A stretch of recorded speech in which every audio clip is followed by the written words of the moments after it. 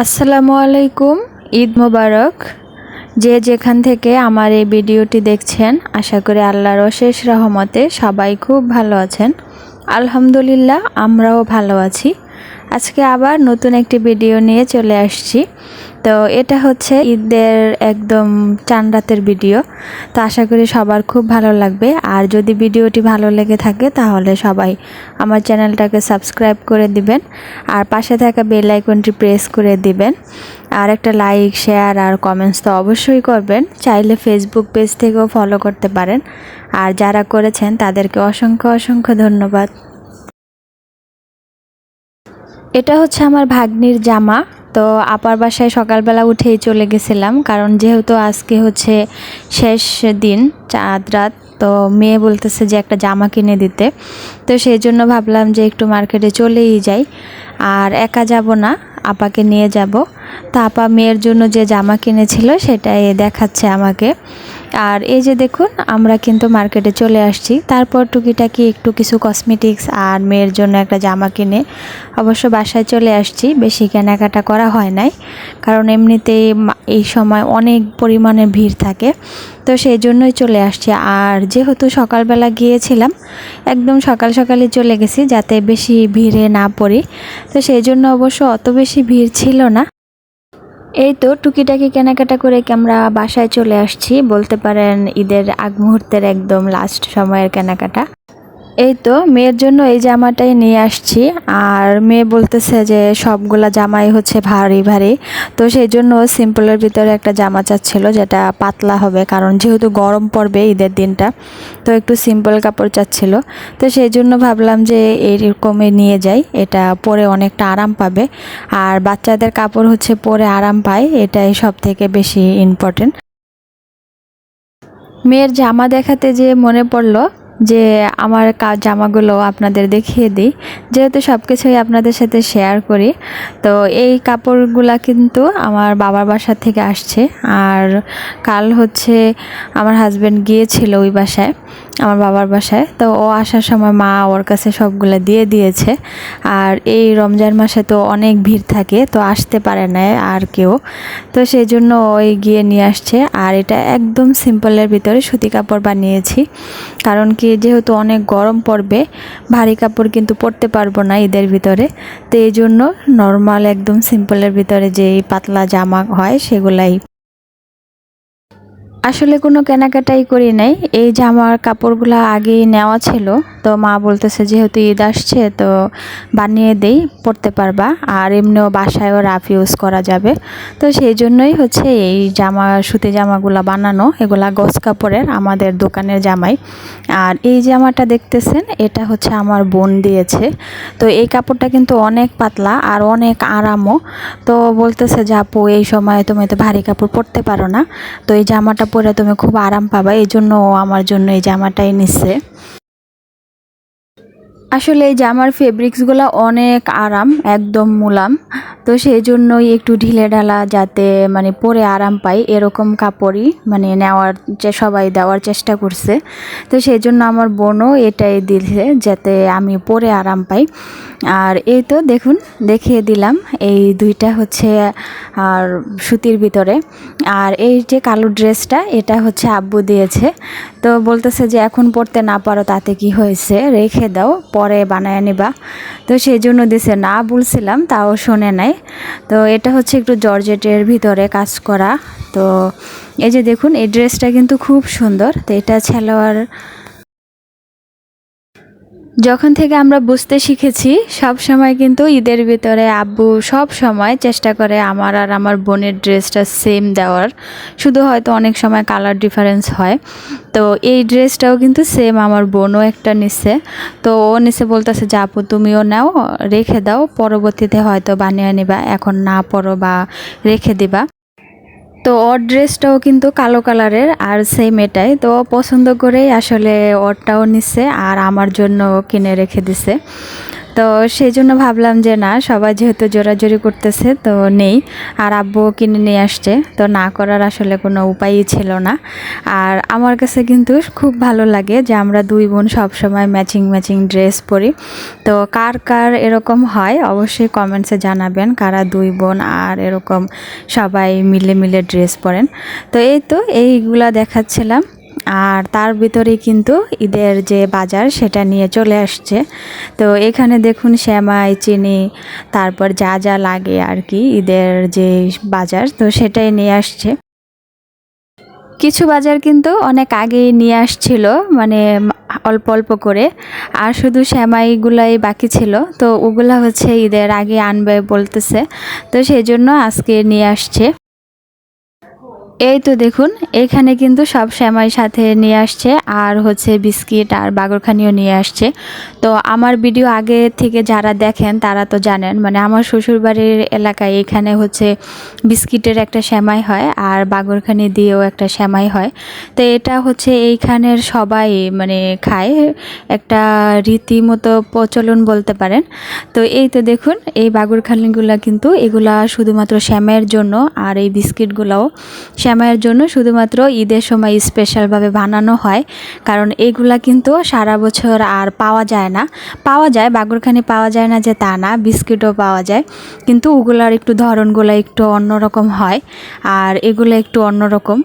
তো আসলে এটা সেমাইয়ের জন্যই আলাদা করে বানানো হয়, আর এটা শুধু ঈদের সময়ই পাওয়া যায়। তো এই তো সব কিছু গুছিয়ে নিয়েছি, সব একদম বক্স করে রেখে দিচ্ছি যাতে রান্নার সময় কোনো ঝামেলা না হয়।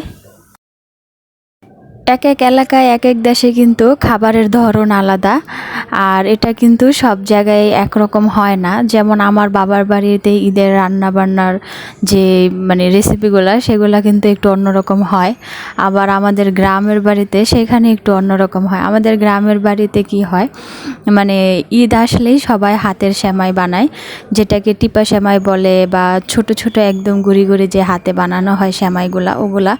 তো এক এক জায়গায় আসলে এক এক রকম রীতি। আর এই যে আমার শ্বশুরবাড়িতে আসার পরে মানে এইখানে দেখি একরকম, কারণ আমি আসলে জানতামই না যে বাগরখানি বা বিস্কিট দিয়েও কখনো সেমাই খাওয়া যায়। তো এটা হচ্ছে আমি এখানে আসার পরে দেখেছি। তো আমার বাবার বাসায়ও হচ্ছে এখন শুধু লাচ্ছি, তারপর ভুনা সেমাই বা লম্বা যে পাকিস্তানি সেমাই বলে সেটাই রান্না করা হয়। তো ওইখানেও কিন্তু এগুলা হয় না। তা আসলে সব জায়গার রান্নার রেসিপি বলেন বা সবার খাবারের ধরন সব কিছুই আলাদা। তো এই তো এইখানে হচ্ছে আমি বাকি যেই বিস্কিটগুলো এগুলো সব একদম বক্সে করে রেখে দিচ্ছি, কারণ বাতাস ঢুকলে কি হবে সবগুলা নষ্ট হয়ে যাবে। আর আমি এক্সট্রা একটু বেশি আনিয়েছি, কারণ এই বিস্কিটটা কিন্তু দেখুন কত বড়, একদম হাতের মানে তালু সমান। তো এই বিস্কিটটা হচ্ছে দুধ চা দিয়ে, তারপর বিকালের এমনি নাস্তা কিন্তু খুব মজা লাগে। তো সেই জন্য আমি একটু বেশি আনিয়েছি, আসলে এতটা লাগবে না। এই তো দেখুন আপনাদের সাথে কথা বলতে বলতে কিন্তু অনেকটা সময় চলে গেছে, এর ফাঁকে কিন্তু আমি গোসল করেছি, নামাজ পড়েছি, তারপর হচ্ছে ইফতারের সব আয়োজন করেছি। তো এখন হচ্ছে ইফতারের টাইম হয়ে গেছে, আর ইফতারগুলা গুছিয়ে নিচ্ছি। আর এই যে ইফতারটা দিচ্ছি এটা হচ্ছে আমাদের নিচে দারোয়ান কাকাকে দিব। তো এই রমজান মাসে চেষ্টা করেছি আসলে ওনাকে প্রতিদিনই ইফতার দেওয়ার, কারণ কি উনি বয়স্ক মানুষ আর একা, তো প্রতিদিন আর একার জন্য কি ইফতার করবে। তো সেই জন্যই বলেছিলাম যে কাকা যতদিন আল্লাহ ভালো রাখে, আমাকে সুস্থ রাখে, তো আমি প্রতিদিন আপনাকে ইফতারি দিয়ে যাব। তো আল্লাহর সেই অশেষ রহমত যে প্রতিদিনই দিতে পারছে, তো সেটাই গুছিয়ে নিচ্ছি। তো ইফতারের যেহেতু একদম টাইম হয়ে গিয়েছিল, তো ও যে দিয়ে আসবে আর আমি সব কিছু গুছিয়ে দিচ্ছি।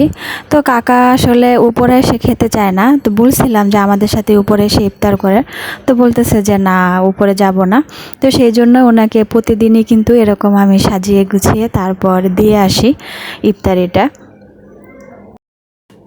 এই তো ও হচ্ছে নিচে দিয়ে আসুক, আর আস্তে আস্তে কিন্তু আমাদের ইফতারের যে আয়োজন বাকি আছে তো ওইগুলাও সব আমি গুছিয়ে নিচ্ছি। আর আজকে হচ্ছে শেষ ইফতারি, তো সেই জন্য সবাই মানে একটু মন খারাপও, কারণ এর পরে হয়তো আর এরকমভাবে করা হবে না, আবার 1 বছর সবাইকে অপেক্ষা করতে হবে। তো আল্লাহর কাছে অনেক অনেক শুক্রিয়া যে রমজান মাসটা সবার খুব ভালো কেটেছে এবং আমারও। তো আল্লাহ সুস্থ রাখছে, সেটাই সব থেকে বড় কথা। আর সবাইকে ঈদের অনেক অনেক শুভেচ্ছা। সবাই সুস্থ থাকবেন, ভালো থাকবেন, আর এই দোয়াই করি আমি। এখানে হচ্ছে আমি বুটগুলা মাখিয়ে নিচ্ছিলাম, কারণ আমার ঘরে কি হয়, ছোলা বুট কিন্তু একদম মানে আমরা কেউই খাই না, শুধু আমার হাজব্যান্ড খায়। তো আজকে যেহেতু শেষ ইফতার, তো বলতেছিল যে এক কাজ করো, আজকে একটু মুড়ি মাখাও। আর মাখার মুড়ি হচ্ছে আমাদের ঘরে চলে না বললেই চলে, মেয়ে তো খাবেই না। তো সেই জন্যই ভাবলাম যে আজকে তাহলে মাখাই। তো এই তো দেখুন, আমি কিন্তু মাখিয়ে অর্ধেকটা আমি আমার হাজব্যান্ডকে দিয়ে দিছি, কারণ ও হচ্ছে এরকম আস্তাটাই খায়। তা আর বাকিটুকু অল্প করে আমি মাখিয়ে নিয়েছি। আর এই মুড়ি মাখাটা আসলে এমনি আমরা খাই না, তো আজকে কিন্তু খেতে খুব মজা লাগছিল। আর সবার কার কার মুড়ি মাখা পছন্দ, আর কে কে রমজানের পরে এই মুড়ি মাখাকে মিস করতেছেন, সেটা অবশ্যই কমেন্টসে জানাবেন। এই তো এখানে দেখুন, আমরা কিন্তু ইফতার করে কিছুক্ষণ রেস্ট নিয়ে তারপর এখন হচ্ছে মেয়ে বলতেছে আম্মু আমাকে মেহেদি দিয়ে দাও।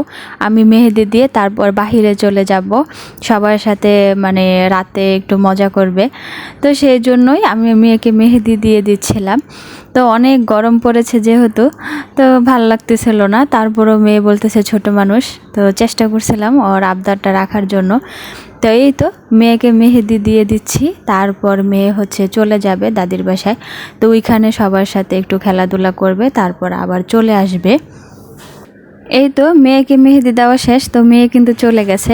আর এইখানে দেখুন কে আসছে, এটা হচ্ছে আয়াত মারিফা। তো আমার আগের ভিডিও যারা দেখেছেন তারা ওদেরকে চিনেন, আমার হাজব্যান্ডের ফ্রেন্ডের মেয়ে। ওরা হচ্ছে মেহেদি দিবে আর মেয়ের সাথে খেলতে আসছিল। তো আসলে মেয়ে তো বাসায় নেই, দাদির বাসায় চলে গেছে। তো ভাবছি যে ওদেরকে একটু মেহেদি দিয়ে দিই। তো দেখুন ওদের দুই বোনকেও মেহেদি দিয়ে দিচ্ছি। তারপর কিন্তু ওরা হচ্ছে মেয়ের কাছে যাবে, তো সেই জন্য ওদেরকে আমার মেয়ের কাছে দিয়ে আসছি যে ওরা ওদের সাথে খেলা করুক। তো ওদেরকে দিয়ে কিন্তু আমি বাসায় চলে আসছি। আর এসে হচ্ছে ভাবতেছি, যেহেতু দুধটা একটু জাল হতে সময় লাগে, আর সকালবেলায় হচ্ছে সেমাই খেয়েই কিন্তু নামাজ পড়তে যায়, তো হয়তো বা একটু লেট হতে পারে। তার দুধটা যদি ভালো করে জাল না হয় তাহলে কিন্তু সেমাই মজা লাগে না। তো সেই জন্য এখন হচ্ছে একটু জাল করে রেখে দেব, তাহলে সকালে হালকা পাতলা জাল করলেই হয়ে যাবে। এখানে হচ্ছে গরুর দুধটা আলাদা জাল করে নিচ্ছি, কারণ অনেক সময় কি হয় গরুর দুধ কিন্তু ফেটে যায়, তো একসাথে দিলে হয়তো বা ওই দুধটাও নষ্ট হতে পারে। আর ভালো হলে তো ভালোই হলো, তো যাতে মানে রিস্ক নিতে চাচ্ছিলাম না, তো সেই জন্য এই দুধটা আমি আলাদা জাল করছি। আর যে দোকানের কেনা দুধ মিলবিটা, ওটা আলাদা দুধ মানে জাল করে নিচ্ছি। তো এখন হচ্ছে একবারে গরম মশলাগুলো দিয়ে দেব, কারণ দুধ জাল হতে হতে গরম মশলাগুলোও জাল হবে, আর এতে ফ্লেভারও চলে আসবে। আর কিছুটা চিনিও দিয়ে দিছি একসাথে, যাতে সবগুলা জাল হয়ে যায়। আর সেমাই যেহেতু মানে সব তো একই রকম, শুধু নবাবী সেমাইয়ের জন্য আলাদা হবে, তো সেই জন্য আমি গরুর দুধটাই রেখেছি, তো ওটা আলাদা হবে। আর এই বাকি দেখুন সব সেমাইয়ের জন্য দুধগুলা কিন্তু আমি একসাথে জাল করে নিচ্ছি। তো এখন এটা আস্তে আস্তে হতে থাক, আর বাকি যে গুছানো বা অন্য সব কাজ আছে, তো ওইগুলা কিন্তু আমি এর ফাঁকে আবার করে নেব। এইখানেও দেখুন আমি রোস্টের জন্য আর মাংসের জন্য যে মশলাগুলো লাগবে সবগুলা বেটে নিচ্ছি, একদম বাদাম, শাহি জিরা, কিচমিচ থেকে শুরু করে যত আছে, তো সবগুলো এগুলা রেডি করে রাখছি, যাতে কালকে সব হাতের কাছে পাই আর রান্না করতে বেশি সময় না লাগে। কারণ কি এই সময় হচ্ছে মেয়ে বাসায় নেই আর আমি তো একা, তো এখন তেমনও কোনো কাজ নেই, তো যে বাড়তি কাজগুলো ওগুলো আর কি কমিয়ে রাখছি। আর এখানে দেখুন গরুর মাংসটাও ভিজিয়ে রাখছি, কারণ এটা হচ্ছে একটু হালকা কষিয়ে তারপর রেখে দেব, যাতে মানে মাংসটা খুব সুন্দরভাবে হয়, সময় নিয়ে রান্না করতে পারি, তো সেই জন্যই আসলে এটা করা। তো এই তো এইগুলা হচ্ছে ভিজতে থাক। এইখানে দেখুন আমার মেয়ে হচ্ছে ড্রেস, জামা, জুতা সব একদম নামিয়ে রেখে দিছে, যাতে সকালবেলা মানে তার হাতের কাছে সব থাকে। তো আজকের ভিডিওটা এই পর্যন্তই, আশা করি সবার খুব ভালো লেগেছে। আর আমি চেষ্টা করি সব সময় আপনাদের ভালো কিছু দেওয়ার। তো সবাই সুস্থ থাকবেন, ভালো থাকবেন, আর আমাদের জন্য দোয়া করবেন। আল্লাহ হাফেজ।